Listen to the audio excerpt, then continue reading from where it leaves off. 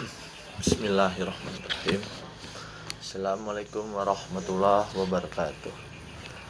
Perkenalkan, nama saya Noval Hasan, mahasiswa Universitas Muhammadiyah Jakarta, Fakultas Ilmu Sosial dan Ilmu Politik, jurusan Ilmu Politik.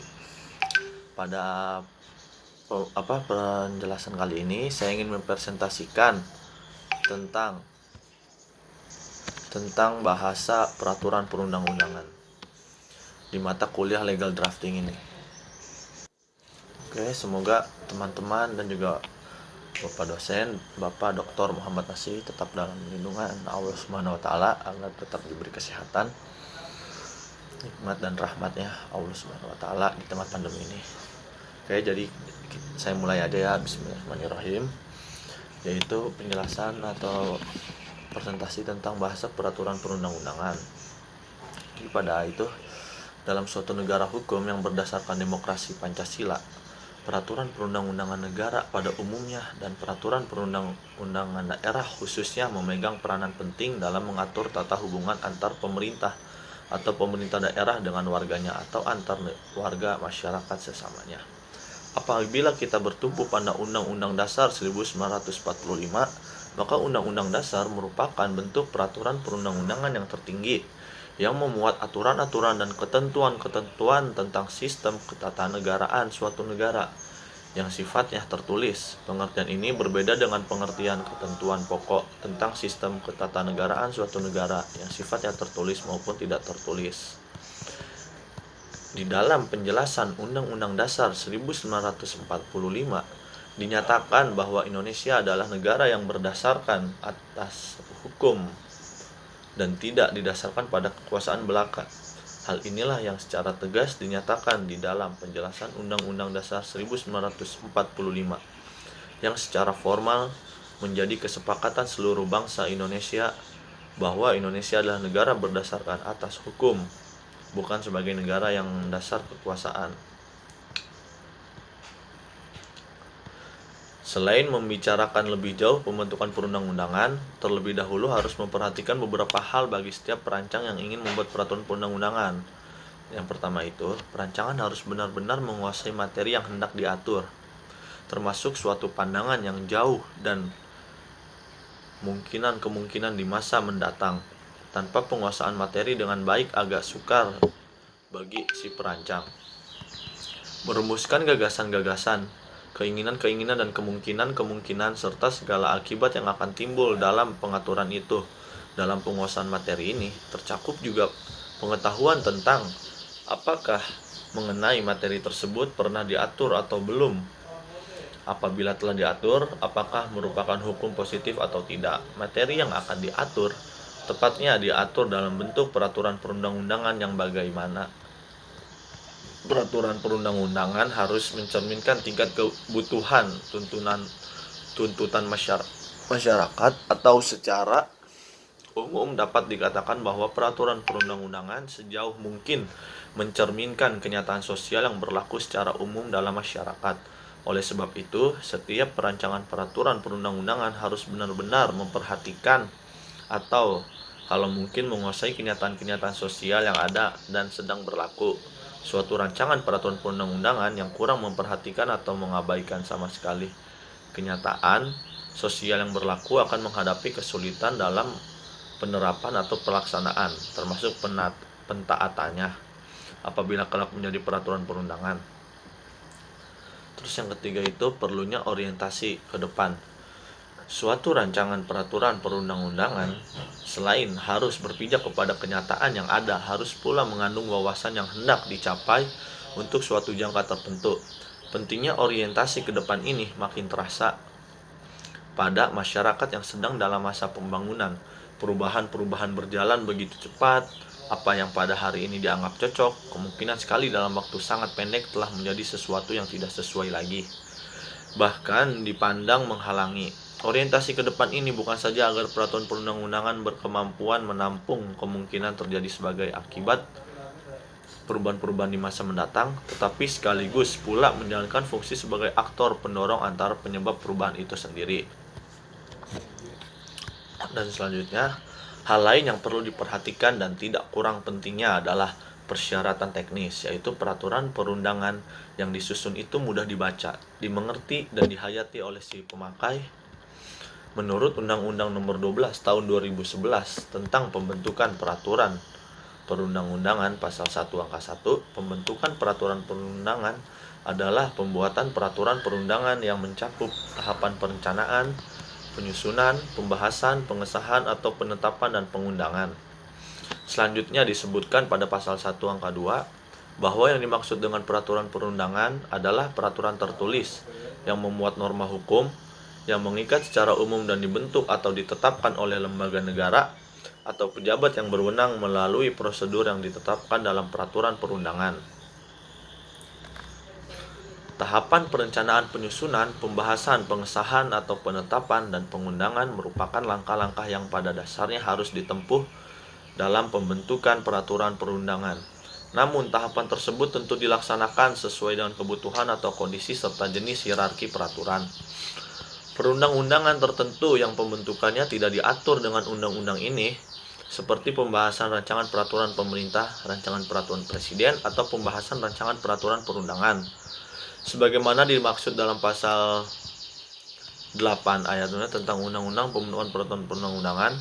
Kemudian kalau kita lihat jenis dan hierarki sebagaimana diatur pada pasal 7 ayat 1 terdiri dari yang pertama, Undang-Undang Dasar Republik Indonesia tahun 1945, ketetapan Majelis Permusyawaratan Rakyat atau ketetapan MPR. Terus yang ketiga, undang-undang atau peraturan pemerintah pengganti undang-undang.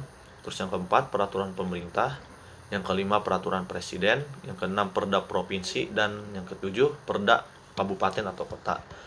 Dan selanjutnya pasal 7 ayat 2 menyebutkan kekuatan hukum peraturan perundang-undangan sesuai dengan hierarki sebagaimana dimaksud pada pasal 7 ayat 1. Jenis peraturan perundangan selain sebagaimana dimaksud dalam pasal 7 ayat 1 mencakup peraturan yang diterapkan oleh Majelis Permusyawaratan Rakyat atau MPR, terus DPR Dewan Perwakilan Rakyat, dan juga DPD Dewan Perwakilan Daerah, Mahkamah Agung MA, Mahkamah Konstitusi MK, BPKK Badan Pemeriksa Keuangan BPK Badan Pemeriksa Keuangan, terus Komisi Yudisial KY, Bank Indonesia BI, menteri, badan lembaga atau komisi yang setingkat yang dibentuk dengan undang-undang atau pemerintah atas perintah undang-undang.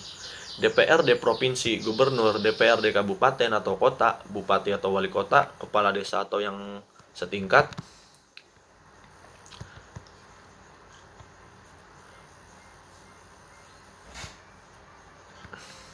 Selanjutnya pasal 8 ayat 2 nomor menyebutkan peraturan perundangan sebagaimana dimaksud pasal 7 ayat 1 diakui keberadaannya dan mempunyai kekuatan hukum mengikat sepanjang diperintahkan oleh peraturan perundang-undangan yang lebih tinggi atau dibentuk berdasarkan kewenangan. Untuk pembentukan peraturan perundangan sebagaimana tersebut di atas harus mengacu pada Undang-Undang Nomor 12 Tahun 2011 tentang pembentukan peraturan perundang-undangan dan di dalam lampiran Undang-Undang Nomor 12 Tahun 2011 tentang pembentukan peraturan perundang-undangan dijelaskan secara rinci mengenai ragam bahasa peraturan perundang-undangan yang perlu diketahui dan dicermati tentang kelemahan dalam penyusunan peraturan perundangan antara lain kurangnya kemampuan penggunaan bahasa yang tepat dan mudah dipahami oleh umum. Jadi penggunaannya itu harus bisa dipahami oleh umum dan juga publik agar penerapannya itu maksimal dan lebih mudah dimengerti. Jadi lebih enak aja gitu. Bahasa hukum yang ditetapkan dalam hukum tertulis yaitu peraturan perundangan yang sering disebut dengan beragam bahasa perundang-undangan sebagaimana dijelaskan dalam lampiran Undang-Undang Nomor 12 Tahun 2011 tentang pembentukan peraturan perundang-undangan bahwa ragam bahasa perundang-undangan ialah gaya bahasa yang digunakan dalam suatu peraturan perundang-undangan. Bahasa peraturan perundang-undangan pada dasarnya tunduk pada kaidah tata bahasa Indonesia, baik pembentukan kata, penyusunan kalimat, teknik penulisan, maupun penyampaiannya.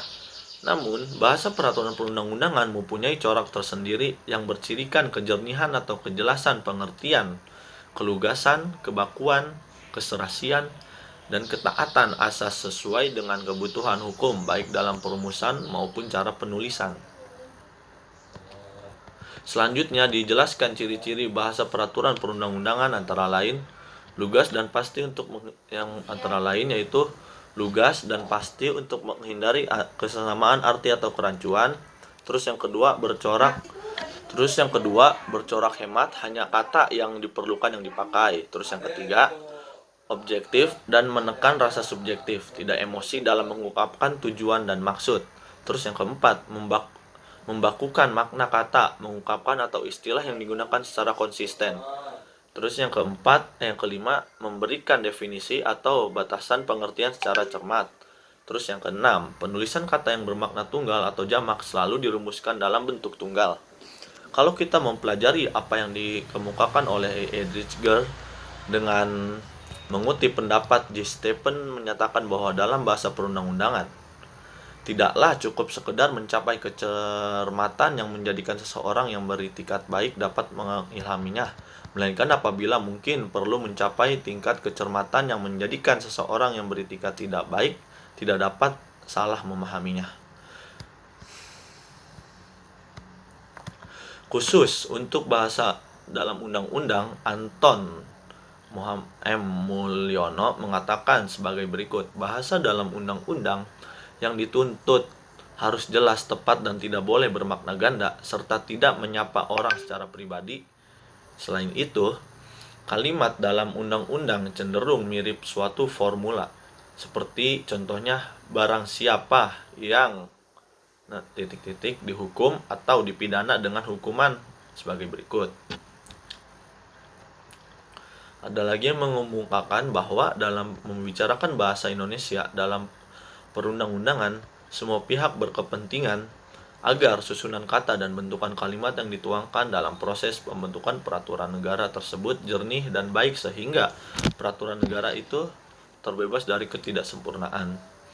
Dengan demikian, dapat dibayangkan betapa pentingnya kedudukan seorang perancang peraturan perundang-undangan, legislative drafter, dalam memilih dan menentukan kata dan susunan kalimat yang menghasilkan ungkapan yang tepat sebagaimana dikehendaki oleh pembentuk undang-undang, legislator whatever. Suatu peraturan perundang-undangan dapat terdiri atas ketentuan-ketentuan yang berupa norma hukum tunggal dan dapat pula merupakan norma hukum yang berpasangan. Jika norma hukum tersebut merupakan norma hukum tunggal, di dalamnya hanya dirumuskan pedoman bagaimana seseorang harus bertingkah laku di dalam masyarakat. Sedangkan jika dirumuskan dalam norma hukum yang berpasangan, maka selain ia merumuskan pedoman bagaimana seseorang harus bertingkah laku dalam masyarakat yang merupakan norma hukum primer, dirumuskan pula tentang bagaimana tindakan yang harus dilakukan oleh penguasa jika pedoman tersebut tidak dipenuhi atau dilaksanakan dengan adanya sanksi pidana atau pemaksa yang merupakan norma hukum sekunder. Suatu norma dalam peraturan perundang-undangan juga mengandung norma-norma hukum yang bersifat umum, abstrak, dan terus-menerus serta berfungsi menetapkan suruhan, keharusan melakukan perbuatan, larangan tidak melakukan perbuatan, dan juga pembebasan boleh tidak melakukan perbuatan. Atau dapat juga berisi suruhan dan larangan serta mencabut atau menarik kembali wewenang atau kuasa yang diberikan tersebut. Selain itu, norma hukum dalam peraturan perundang-undangan yang bersifat umum, abstrak, dan terus-menerus tersebut dirumuskan dalam kalimat-kalimat yang normatif, jadi tidak deklaratif. Perumusan suatu perundang-undangan mempunyai hubungan yang sangat erat dengan penafsiran peraturan perundang-undangan. Oleh karena itu, diperlukan adanya apresiasi dan pemahaman bahasa tulisan di dalamnya dengan baik. Hubungan antara perumusan dan penafsiran peraturan perundang-undangan yang baik ini sangat menentukan apakah peraturan perundang-undangan itu akan mencapai tujuannya atau tidak. Dengan menggunakan tata bahasa yang baik akan lebih mudah dimengerti. Selain hal-hal tersebut, perumusan peraturan perundang-undangan berhubungan erat pula dengan logika atau penalaran terhadap suatu permasalahan yang berhubungan dengan peraturan perundang-undangan tersebut. Jadi gaya bahasa hendaknya itu ringkas dan juga sederhana dan mudah dimengerti. Jadi begitulah penjelasan tentang bahasa dalam peraturan perundang-undangan. bahasa peraturan perundang-undangan yang sudah saya jelaskan tersebut. Terima kasih atas teman-teman yang sudah menyimak video ini, dan juga Bapak dosen, Bapak Dr. Muhammad Nasih selaku dosen mata kuliah legal drafting.